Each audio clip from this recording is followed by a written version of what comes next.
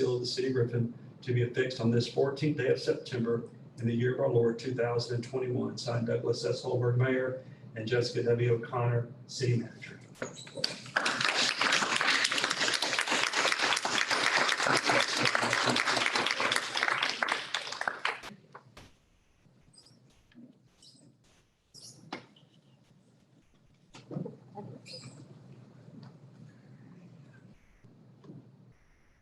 Moving into reviewing financial reports for July 2021, Chief Financial Officer Marcus Schwab. Welcome, sir. Great report this month.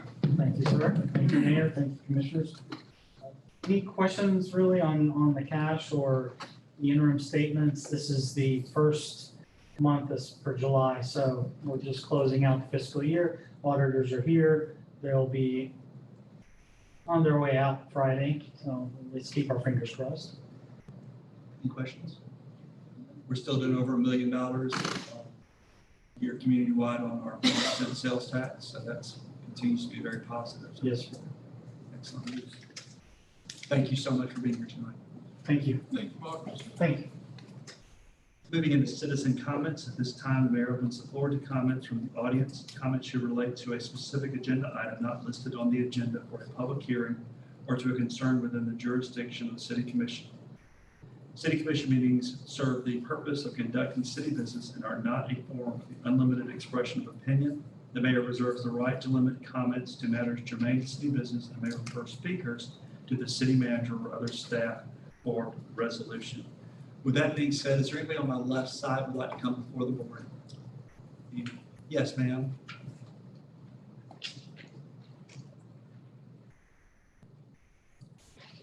Good evening. Good Could you evening. please state your name and address for the record?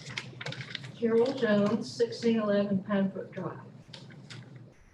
Go ahead. Okay, I'm here. I'm not sure if this is a question or comment, but it relates to the letters that went out in the spring of this year in relation to all property that is currently classified as nonprofit tax exempt. And my reason for being here is I'm on the board at St. George's Court.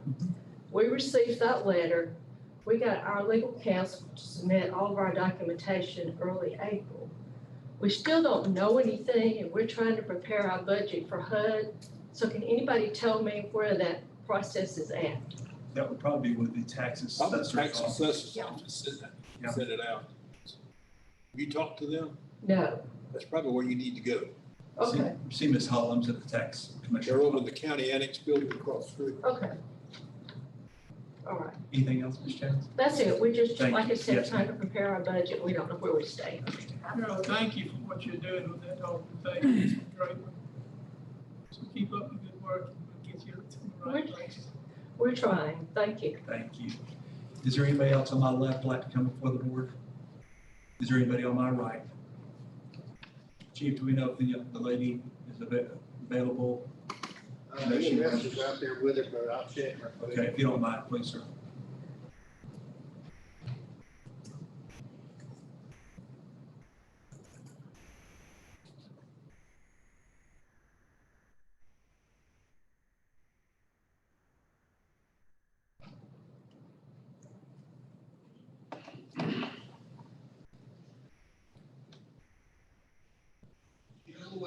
Thank you, Chief.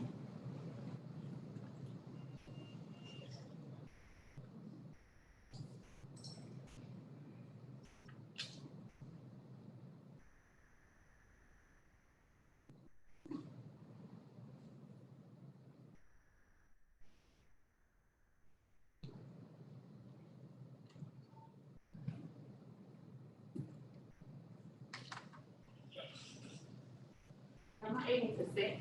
You may. Give me a microphone for you. Will you get that? Thank you, Chief.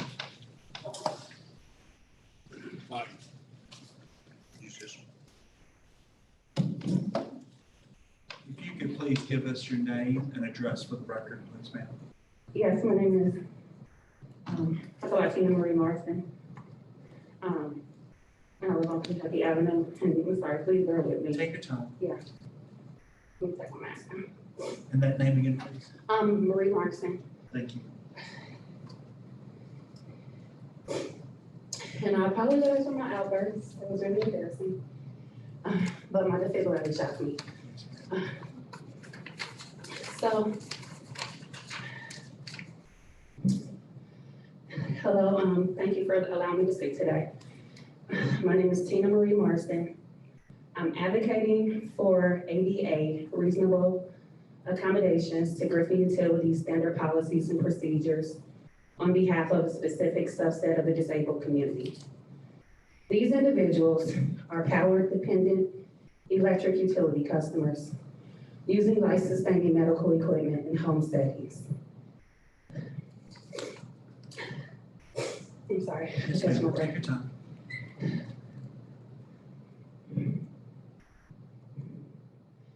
Per the Griffin Utilities Customer Service Manual, there is a one-time 7-day postponement of disconnection for individual customers on life support who need power to live.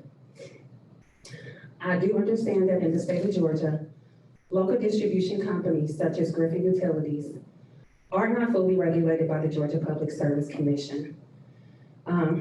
What I've experienced with my account is Griffin Utility only allows 23 days from the date your bill is printed to the date of disconnection. Griffin Utilities does not offer budget billing. Griffin Utilities does not offer payment extensions.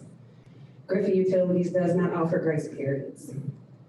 There are no ADA reasonable accommodations to Griffin Utilities policies and procedures pertaining to waivers or postponement of late fees, nor reconnect fees for individual customers on life support who need power to live. We are not asking not to pay. We are only asking for adequate, reasonable accommodations to Griffin Utilities policies and procedures so customers who need power to live are not at risk of disconnection or risk loss of life due to disconnections. We do plan on pursuing this until reasonable accommodations are established. And as you all just witnessed, my invisible disability is an illusion, but being an LVAD patient, I actually have a cord that comes out of my stomach connected to 2 batteries and a controller that require electrical power to keep me alive that are real. I'm sorry, bear with me, I'm almost done. Advocacy isn't easy, especially with advanced heart failure, but I'm not just here for myself. I'm here for all power-dependent electric customers of Griffin Utilities, especially those who are bedridden and physically unable to advocate for themselves or those who don't know how to. As a local distribution company, Griffin Utilities is a public entity that should be serving the community. This board did approve a $1 million project towards the leisure of animals in a dog park while making no regard for individual utility customers on life support fighting to live. And I'm almost finished. As some of you may already be aware, I'm still waiting a second response from the director of Griffin Utilities and do plan to submit a formal written complaint to the city manager. However, I felt the public at large should be aware of these lack of protections. The lack of adequate, reasonable accommodations and protections for our Griffin Utilities should be considered unconstitutional. Thank you. Thank you, Ms. Morrison. Is there any way that you could leave that with Ms. Bartholomew or? I can. Okay, and then we'll, thank you for bringing it to your attention. Okay. Thank you. Is there anybody else that'd like to make a public comment at this time? Citizens comment? Moving into public hearings. Public hearings are conducted to allow public comments on specific advertised issues such as rezoning, ordinances, policy development, operating budgets, and other legislative actions to be considered by the City Commission. Tonight, we'll receive comments regarding a resolution to adopt the 2021 calendar year tax millage rate at the current rate of 7.083 mils. Chief Financial Officer Mark Schwab will address. Welcome, sir. Good evening again. A couple weeks back, we met and briefly went over a presentation to discuss the millage rates. And if we can get that up on, there we go. All right, so you can see here the historical rates have basically dropped from 8.63 back in 2010 to level off around 7.083, which where we are today, and that's what was adopted for the 2020 calendar year last year. We do propose and support a 7.083 millage rate again this year. I'd like to draw your attention to that next slide there. I know the fine print, it's small, but the numbers are big when you're talking about a decrease in the collections experience. Back in 2012, that's towards the bottom there, we were running about 96% collection rate. And as we move up the line throughout the years, our actual collections experience against the levy has decreased to now 93.11% for 2021. That's problematic because that trend will continue, and we've seen over the last 10 years that trend to continue. At that rate, we're going to have to revise future millage rates in order to maintain the current property tax revenue that's slated to come into the city, because that collections experience is going to affect how we are going to present the budget.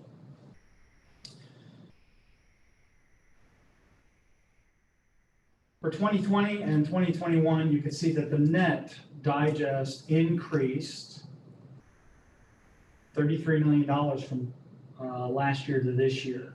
And that's good because we have reassessments, we have valuations adjustments. In 2020, that digest increased a net of $17 million.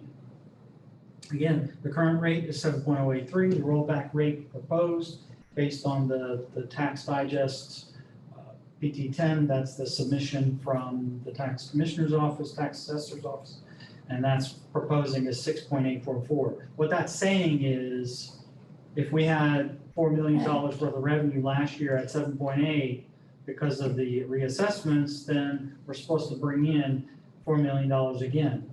There's a problem though. The problem is that collections experience.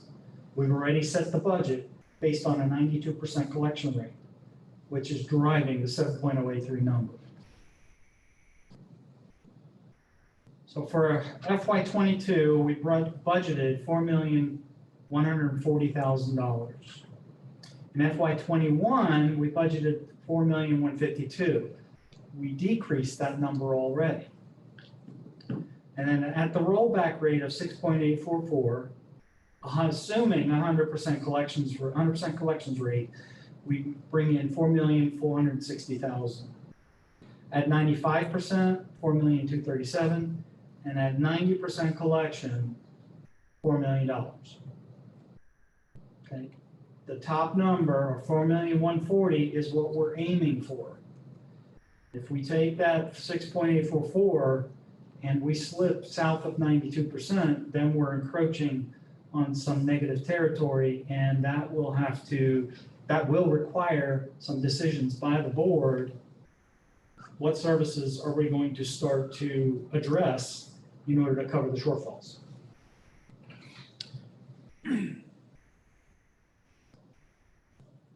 Okay. So assuming a 7.083 number, again, based on that current $4,140,000 that we programmed into the budget, at 100% collections, we would anticipate $4,616,000, and that is per the digest, the total levy against that 7.083 millage rate. At 95% collections, we're at $4,385,000, and at 90%, we're at $4,154,000. So you can see it gives us the narrow margin that we need to be comfortable with the budget.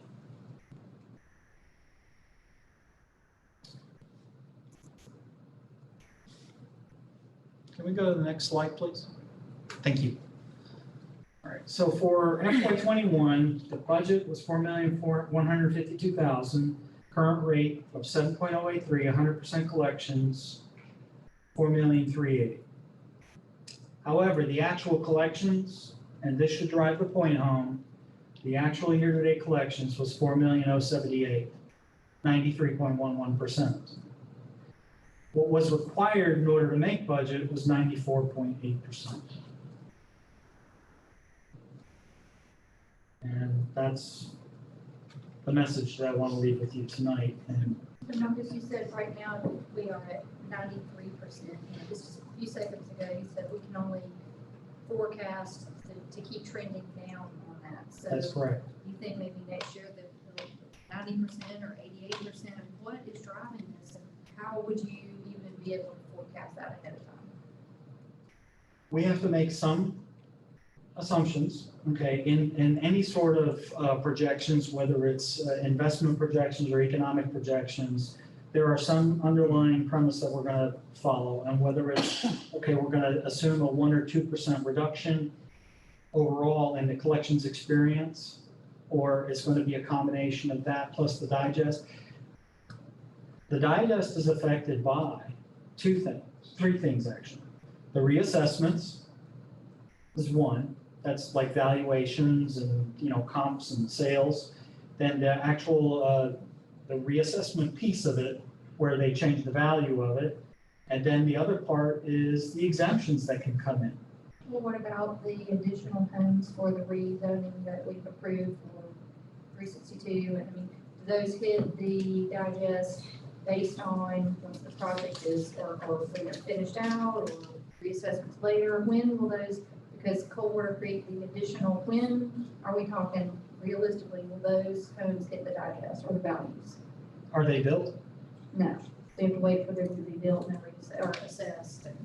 That's a magic number that's going to drive the projection. If that plot doesn't exist yet, and we're now in 22, looking at the budget for 23, using the same metrics that we have in place today,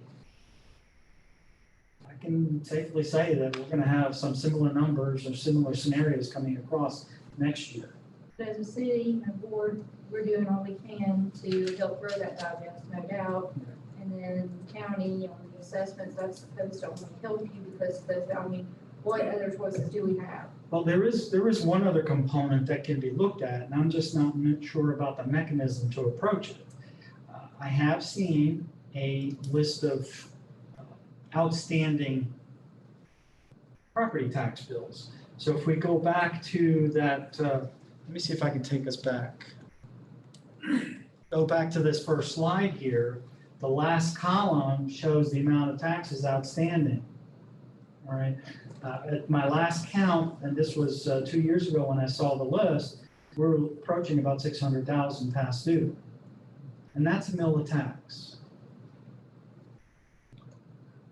The reality is, in 2008, we brought in $5 million a year in property tax. We're right at $4 million. We've reduced the millage rate 20% over the last decade and a half. And with the cost of goods, cost of fuel, the cost of employees, at some point in time, we as a board need to bite the bullet and decide what we're going to pay folks to make sure that right now we got 55 vacancies, 12 police officers, 1 fireman, 5 or 6 in public works, 5 and 6 in water wastewater department. We have to provide the services. And So the the cost total, of, so the millage rate is 0.23. If your home was assessed last year at $250,000 and stayed at $250,000, it means we're not giving you a $24 refund or credit. If your home is $100,000, it means we're not giving you, if your home stayed the same at $100,000, it means we're not giving you a $9.60 credit or reduction in your tax bill. Any other questions or comments? Thank you for explaining that. This is a public hearing. At this time, is there anybody in the audience like to ask any questions, comments for or against? Please come forward.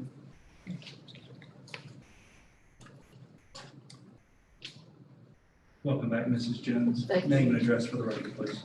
Carol Jones, 1611 Pine Brook Drive. Yes.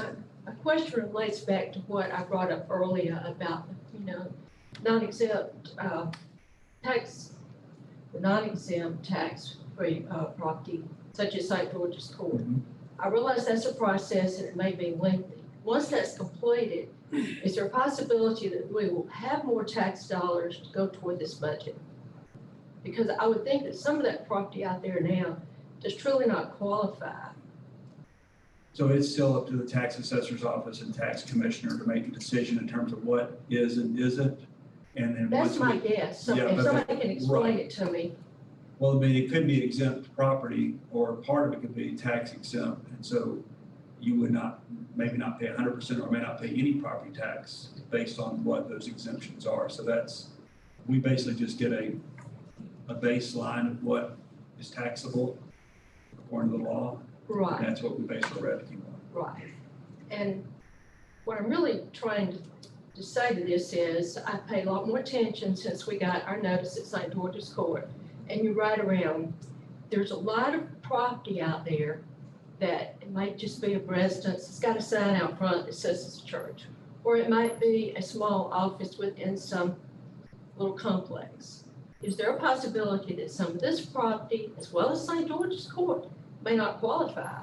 Again, it's the tax assessor's office and Right. the tax commissioner's responsibility to hold people accountable one way or the other. And again, we just respond based on what those departments do. So if somebody does not qualify, will they start paying tax dollars at some point? My assumption is if they get disqualified from Disqualified. exemption, then they would pay their fair share of property Okay. tax to the local governments. Well, and that's the right Yes, thing, ma'am. in my opinion, Yes, so. Okay. I just wanted to be sure. Yes, Ms. Jones. Thank you. Thank you. Again, this is a public hearing. Is there anybody else that'd like to come before the board to ask a question or make a statement? Anything else from the Board of Commissioners? Okay. Moving into the consent agenda, we have items 6 through 9. Do we have a motion to approve the consent agenda? Mr. Brock with a motion. Mrs. Murray with a second. All in favor of supporting the consent agenda, please raise your hand. 7-0. Moving into the regular agenda, consider a resolution to amend the City of Griffin's operating capital budget fiscal year 2020, 2021, the amount of $28,393,307.81, and fiscal year 2021, 22, in the amount of $28,328,721.81 for projects that will be completed in fiscal year 2022. Mrs. Murray with a motion. Do we have a second? Mrs. Ward with a second. Any questions or discussion? All in favor, please signal by raising your hand. 7-0. Good job, Ross. Thank you. Consider acceptance, item 11 is consider acceptance of the terms and conditions required to receive funds from the Justice Assistant Grant funded by the Department of Justice in the amount of $30,223. Mrs. Ward with a motion, Mrs. Murray with a second. All in favor, please signal by raising your hand. 7-0. And item 12 is consider purchase of a 2021 Freightliner truck with Batcon sewer vacuum jetter combination body in the amount of $452,520 from Batcon Inc. through Sourcewell State Purchasing Contract, and consider declaring as surplus unit 821 a 2005 Sterling truck with Batcon body. We have a motion to approve. Mrs. Murray with a motion. Mrs. Ward with a second. Any questions or comments? All in favor, signal by raising your hand. 7-0. Excellent. No city manager tonight. Mr. Whalen? I have nothing to offer, but the city manager has been observing y'all's meeting as you go tonight, so we've been nice. Not bad. We'll get the constructive criticism next week. We're in trouble. You tired or something? Wonderful. Mr. McCord? Just a bit of sad news. I had an uncle, Mr. Willie Frank Brown, shortly before I came into the meeting tonight, succumbed to coronavirus disease 2019. So I just encourage everyone, if you're not vaccinated, get vaccinated, wear your mask, continue to social distance, and just be mindful that this disease is taking people left and right. That's all I have. Mrs. Murray? Thank you, everyone, for coming tonight. Mr. Enos, thank you for all that you do. Listen here, balanced budget and just dynamic that you bring, and already the citizens, they see a difference, and I really appreciate everything that you've done for us. And also, I want to congratulate our law enforcement that retired. started work around about the same time they did, and I'll never forget everything that they did for us. So thank you very much. Nothing else left to say. Thanks. Mrs. Flowers. Just very briefly, can y'all hear me back? Yes. Every time something happens in here in terms of an emergency and somebody runs to it, and I do not have to run to it, I'm very grateful for those people who are first responders. I think it's a natural inclination to run away from things that are scary, so I appreciate those of you who have just trained yourself to naturally gravitate towards scary situations, so I appreciate that. Thank you so much. Mrs. Ward. Mr. Tinsley. I'll be remiss if I didn't mention there's a gentleman, Skip Wright, you know, from church. He's been to Citizens Police Academy, Fire Academy, Citizens Government Academy multiple times, very supportive of the city. He lost his wife here 2 days ago to COVID. So, but you keep, he and he's got 2 boys, keep them in your prayers. And also, our pickleball tournament. One of our national pickleball tournaments starts, I think, tomorrow. Right. And they have 4 national events, and Griffin is one of them. Griffin Spalding, I guess I should say, is one of them. And the gentleman told us last night, Ken, I believe was his name, they're already on schedule for 2022 to come back to Griffin. That's a mind-boggling. The ESPN's going to cover the tournament, so you can watch them on ESPN. It's pretty good to have something like that in our community. So I went out there today to go running. Y'all can't tell it, but I was out there. Who you running working from? out. Right. And they changed the sign of Tyus Park. It's an actual picture of this Wyoming Tyus in it, participating in the Olympics. And you can see all the tents and booths going up out there.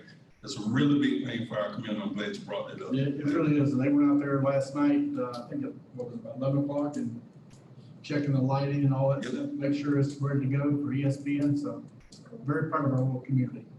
So, Excellent. Mr. Brown. That's what I'm saying. So on the pickleball, to echo, anybody's welcome to opening ceremonies at 7:45 the next 4 mornings. So if you're out and about running, I was supposed to do it Saturday. well, you can go every morning. Wednesday, that's the professional, but you can go out there Thursday, Wednesday, Thursday, Friday, Saturday at 7:45 is the No, I event. can't do it. And they'll start sharp at 8 o'clock. It's a great time for us. First, I'd like to thank staff for all they did for the Dock Holiday Festival. It was a very excellent event this year. And of course, our team was right there in the middle of it, making it happen. This past Saturday, there was also a Southern Cruisers car show up at Wings and Things. And the organization gave the City of Griffin Fire Department, City of Griffin Police Department, Sheriff's Department, Spalding County Fire Department, $529.11, $500 for the $500 gift, 20 of the dollars of it was to commemorate 20 years since 9/11, and $9.11 to commemorate that day of 9/11. So it was an excellent time, and our Mr. Hamilton and Captain Jones, everybody did a great job representing the city of Griffin. I want to thank you all for that. Also coming up on your calendars, Sunday, October 17th after church will be the return of the feast on East Solomon Street. Because of COVID, we'll be trying to spread tables out, and you should be on Eventbrite very soon. We have the opportunity to either buy a table of 8 or buy individual tickets. This is a fun event, and ticket price is going around $25 to $30. We're supposed to finalize that the next day or so. But keep an eye out for Eventbrite for the Feast on East on Sunday, October 17th. Also coming up in 2 weeks is the Spalding County Fair. So I think all of y'all got your invitations, if not already, for the barbecue at the Kiwanis Club on the 22nd on Wednesday. Come out, have some barbecue, and come on out and have a great time. And the corn dogs are back this year, so there is a great opportunity. With that being said, is there a motion to adjourn the meeting? Mr. Tinsley with a motion, Mrs. Murray with a second. All in favor, please say aye. Thank you very much.